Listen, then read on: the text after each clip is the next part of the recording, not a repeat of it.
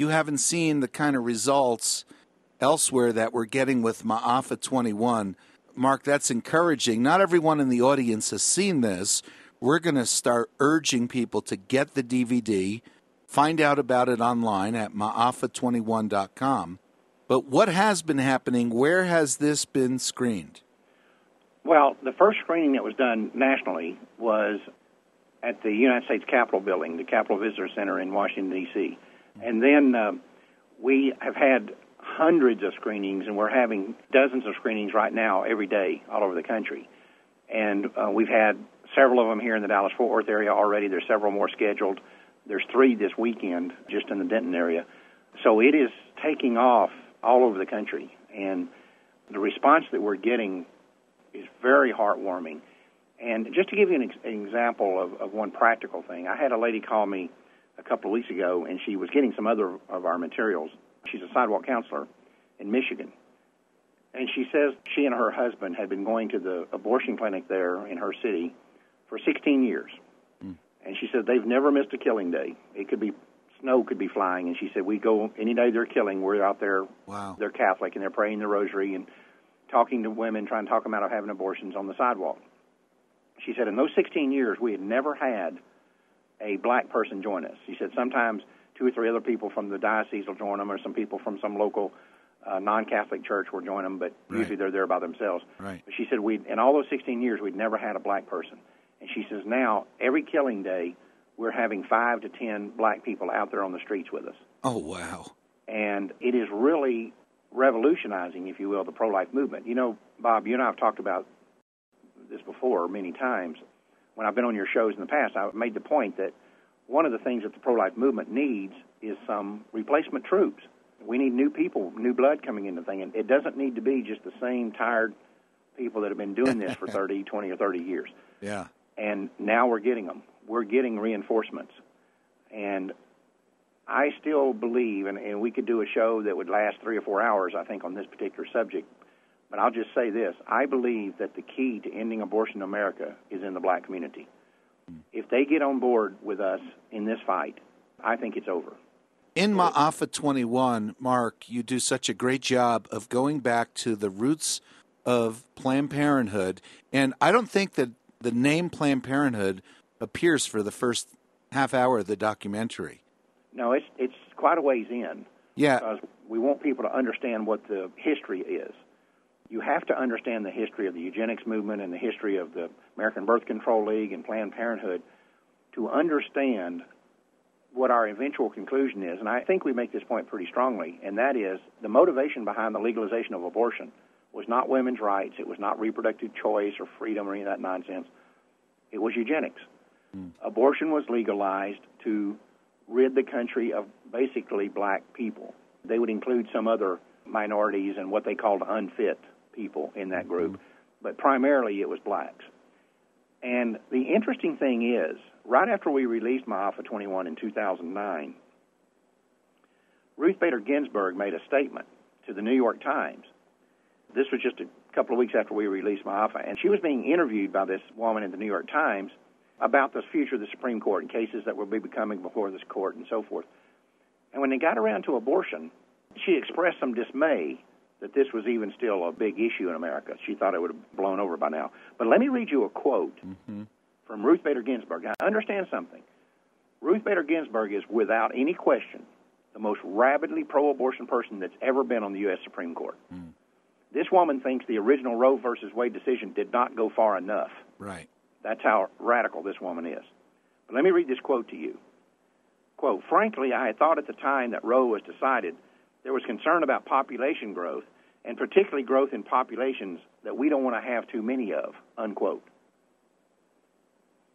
When I saw that, when I heard that quote, I thought, this is the smoking gun. This is Ruth Bader Ginsburg saying that everything we have claimed in Maafa21 is absolutely true. In other words, the populations that we don't want to have too many of are minorities. Well, you certainly don't think it's rich, white elitists like her. No. And when you start talking to people about this, and you hit the right question, Bob. So when she says that we don't want to have too many of, 2 things jump to mind. First off, who is that we don't want to have too many of. It's not rich white people. The second thing is, who is we? And who left them in charge? Right. And who bestowed upon them the right to determine what kind of people we shouldn't have too many of? This is, to me, one of the most incredible statements on the life issue that I've ever heard in my life, because it exposes what their mentality is. It exposes everything about these people. So, Mark Crutcher, in Maafa21, that's spelled Maafa 21, that is an African word for catastrophe for the 21st century. Maafa is a term in Afrocentric circles that is generally used to describe the time of African enslavement, the 400 years or so that Africans were taken into slavery. And I just extended it and add 21 to it because I wanted people to understand that it didn't end 150 years ago. It's still going on now. It's still going on, and one of the things that's done so well in the video is showing that when there are natural catastrophes around the world, when these occur in black countries or black cities, the aid from America comes with cases by the truckload of condoms and birth control pills. And this happens systematically around the world. And where people are in desperate need of medical care, you find clinics that are stocked to overflowing with birth control, but you can't get basic medicine. Yeah, we have a man in the documentary that talks about that. Now, he's been in every country in Africa, most of them many times. And this is a tactic that we see consistently with the U.S. government, is that USAID or the State Department, or someone goes into one of these countries that's been the victim of a natural disaster, and they say, we won't give you any aid unless you adopt the American system of birth control and abortion. And we don't. And sometimes we even force these countries, like we've done in Central America, force these countries like Guyana, and tell them, if you don't legalize abortion, we won't give you any help. They had an earthquake hit Guyana several years ago, and they were in very dire straits. This was a poor country to start with. And they were in very dire straits. People are dying in the streets, and they need help. And we go in there and insist that before we'll give them any help from the United States, that they must legalize abortion, and they did. Now, in 8 consecutive years prior to that, the legalization of abortion had come up in their government, and it had been rejected, and the people didn't want it. Now, when you study this pattern of behavior, what you see is this is what we do in non-white countries. Yeah, we do this in China, too, and the Far East, where we have sent billions and billions of condoms. Imagine, Mark, if we were doing this to England. There'd be outrage. Let's say there's an earthquake in London. We're going to airlift condoms and birth control pills, saying there are too many Brits? Of course not. We never do this in white countries. And let me reverse this for a moment, Bob. Let's just imagine for a minute. We know about China's one-child policy and that they will actually go to someone's house who's had a baby. If it's their second or third baby, they'll take that baby and kill it. We know that for a fact. They're doing it right now. What would be the American response? Let's say we had some sort of natural tragedy here. Earthquake, hurricanes, or something. We need help. And the Chinese come in here and say, okay, we've got lots of money right now. A lot of it came from you. And we're willing to help, but only if you adopt our policies on birth control and abortion. Yeah, forced abortion, one-child policy. What would we do? Yeah, we'd be enraged. We would be, yes. And yet, if you read, you saw in Maafa21, Bob, about NSSM 200, the National Security Study Memorandum 200, or is sometimes called the Kissinger Report, which is to this day the official government, U.S. government policy on population control of foreign countries, in which we've stated that our goal was to sterilize 1/4 of the world's female population not living in the United States. Mark, I wanted to ask you, from seeing that in the documentary, Kissinger was associated with that. He wasn't the author of that, was he? Do you know? No, he approved the document. He probably had a staffer or someone that worked for him actually write it. but it was a document. It's called the Kissinger document. His name is signed to it. He signed his name to it. I can't tell you that he wrote every word in it, but he certainly approved it, and he signed his name to it, and it is called the Kissinger Doctrine to this day.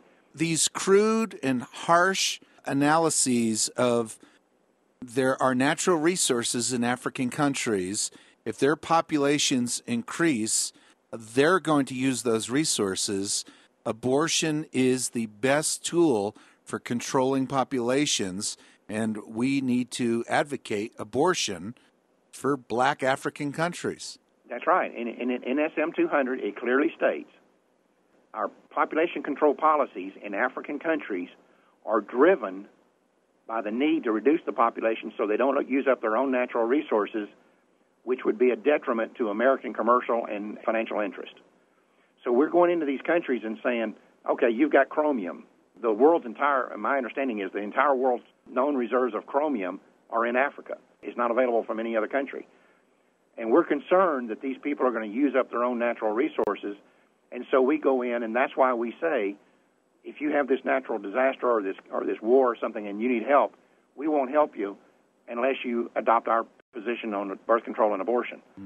And Brian Close, who's in the DVD, he's been to all these countries. He said, you go in there and you see these hospitals that are just literally four walls and a dirt floor and no roof, and they've got nothing. They've got absolutely nothing, and they're needing help. And yet over in the corner are boxes and boxes of condoms and birth control with American flags on them. And that's our response to these things. We would be just mortified and outraged if this were attempted in any of these so-called white countries, or if somebody tried to do it to us here. Imagine what the outrage would be if some foreign country said, one of our goals is to sterilize 1/4 of the women of childbearing age that live in America.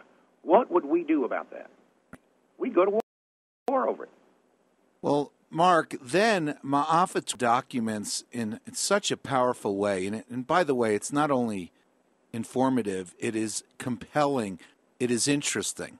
I watched this with an audience of about 100 people this past weekend. About half of the audience was black, and there wasn't a peep in the room. Kids, teenagers sat spellbound.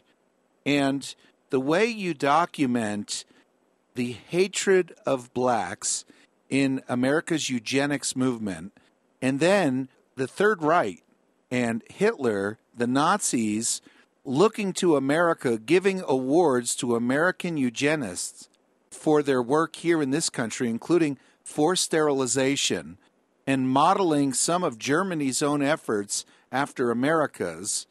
And then Margaret Sanger and so many of her associates and fellow board members and writers for her newsletters, their interaction and support with the Nazis and Hitler's regime. And then all of this becomes Planned Parenthood. Right. All they did was change the name. Right. Yeah, it was the American Birth Control League originally, and they were integral parts of the American eugenics movement. And, you know, the people on what I call the godless left, the pro-aborts, will try to deny that Margaret Sanger was ever a eugenicist, despite the fact that we found documentation. For example, we've got a 1956 book from the American Eugenics Society that lists her as a member. Of course. The woman is clearly a member. She even stated it. She tried to join Planned Parenthood. She tried to merge Planned Parenthood and the American Eugenics Society into one organization, and they rejected the idea. And when they rejected it, she said, well, at least let's only have one newsletter. There's no reason for us both to produce magazines. Let's have one magazine, and they still rejected that idea. So Planned Parenthood